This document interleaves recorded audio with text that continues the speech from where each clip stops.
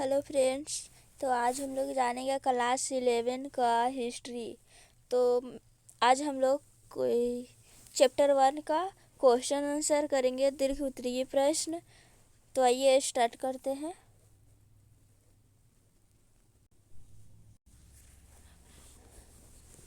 दीर्घ उत्तरीय प्रश्न करेंगे। क्वेश्चन नंबर 1 है, किन पुरानी कहानियों से हमें मेसोपोटामिया की सभ्यता की झलक मिलती है? उत्तर है बाइबिल के प्रथम भाग ओल्ड टेस्टामेंट में मेसोपोटामिया का उल्लेख अनेक संदर्भों में किया गया है। ओल्ड टेस्टामेंट की बुक ऑफ जेनेसिस ने हमें शिमार का उल्लेख मिलता है। विद्वान इतिहासकारों के विचारानुसार इसका अभिप्राय सुमेर अर्थात ईंटों से बने शहर की भूमि से है। इस प्रकार ओल्ड टेस्टामेंट में कई संदर्भों में मेसोपोटामिया का उल्लेख होने के कारण यह यूरोपवासियों के लिए अत्यधिक महत्वपूर्ण बन गया था और वे इसे अपने पूर्वजों की भूमि मानते थे। अतः जब इस क्षेत्र की पुरातात्विक खोज प्रारंभ हुई तो ओल्ड टेस्टामेंट के एक एक शब्द को सत्य सिद्ध करने का प्रयास किया गया।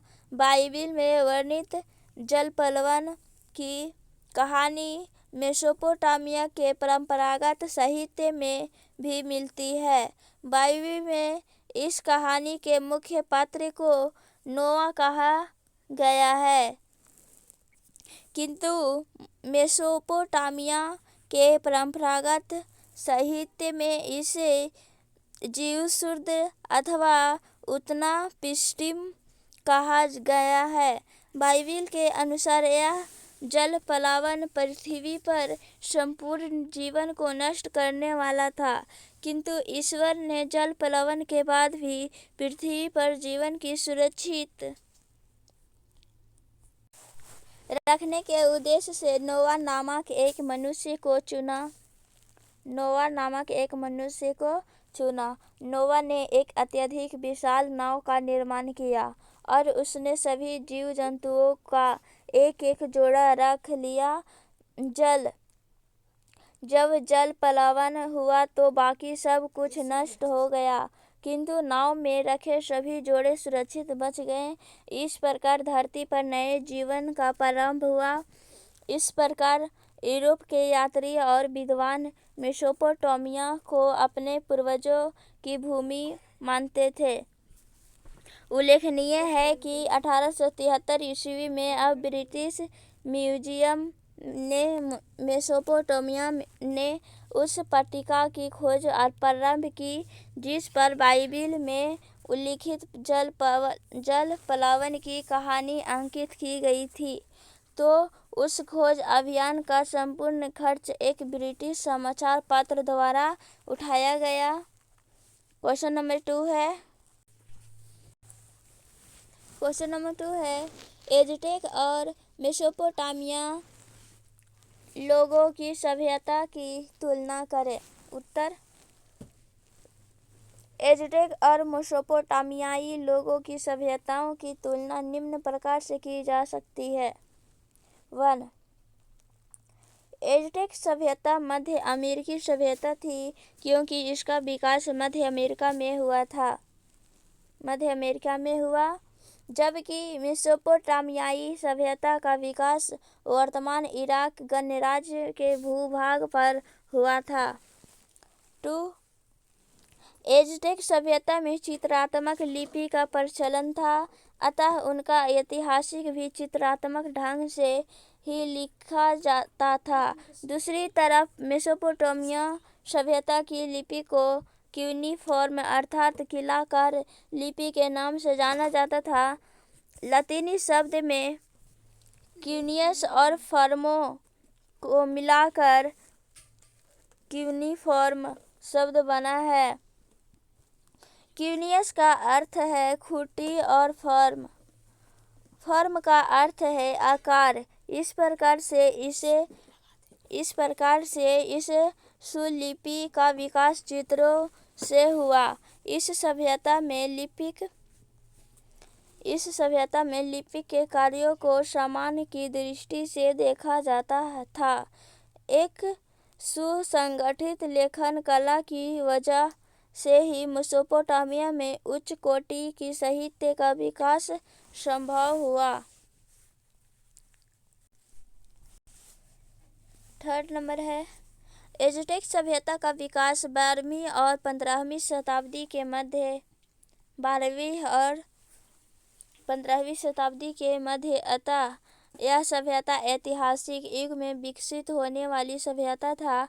हालांकि मेसोपोटामिया सभ्यता का विकास कांस्ययुग काल में हुआ, अतः यह कांस्यकालीन सभ्यता थी।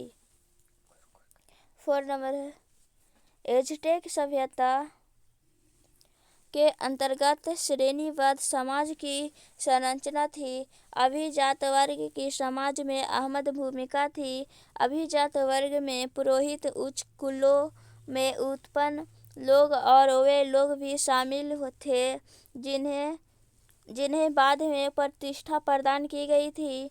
अभिजात संख्या की दृष्टि से बहुत कम थे, जो सरकार, सेना तथा धार्मिक में ऊंचे पदों पर अपने आसीन थे। ये अपने वर्ग में से किसी को एक को नेता के रूप में चुनाव करते थे।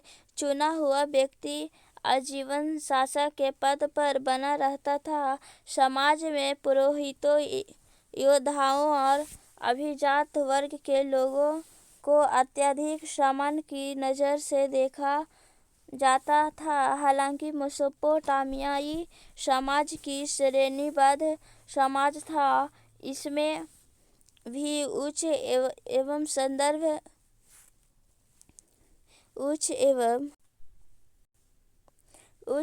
सम्राट वर्गों के लोगों की महत्वपूर्ण भूमिका थी। पूंजी के अधिकांश भाग पर इसी वर्ग का कब्जा था। 5 नंबर है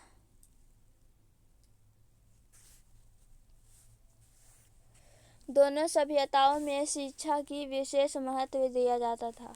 क्वेश्चन नंबर 3 उर नगर की सभ्यता पर संक्षेप में प्रकाश डालें। उत्तर उर मेसोपोटामिया का एक ऐसा नगर था जिसके साधारण घरों की खुदाई सन 1930 ईस्वी के दशक सुव्यवस्थित रूप से की गई थी। उर नगरों में से एक था जहां सर्वप्रथम खुदाई नगर में हुई। यहाँ टेढ़ी मेढ़ी व खसकी गलियां पाई गई, जिससे यहाँ पता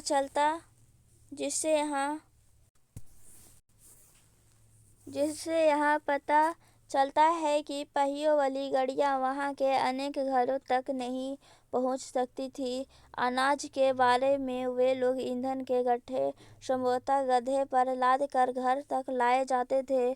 पतली व घुमावदार गलियों तथा घरों के भूखंडों का एक समान आकार न होने से यह निष्कर्ष निकलता है कि नगर नियोजन की पद्धति का अभाव था।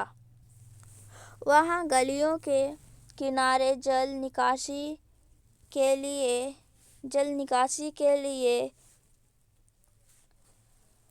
उस तरह की नदियों की पद्धति का अभाव था जैसे कि उसके समकालीन नगर मोहनजोदड़ो में पाई गई जल निकासी की नदियाँ और मिट्टी की नलिकाएं उर नगर के घरों की भीतरी आंगन में पाई गई, जिससे यह चित्र उस नगर का एक रिहायशी इलाका लगभग 2000 ईसा पूर्व समझा जाता है कि घरों की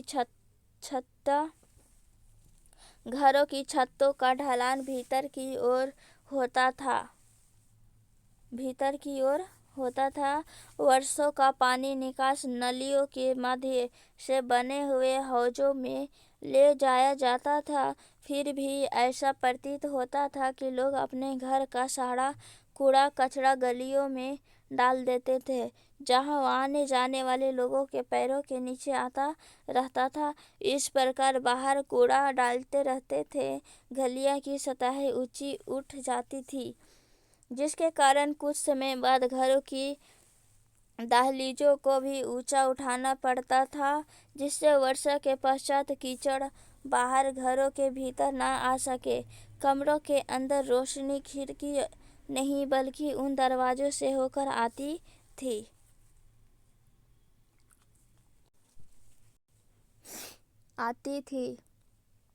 जो आंगन में खुला करते थे।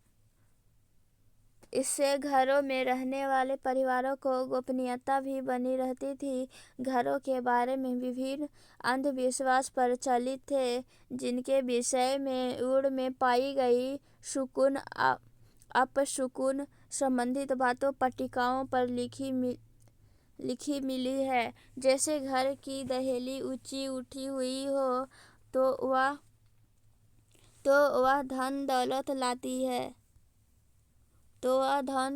लाती है।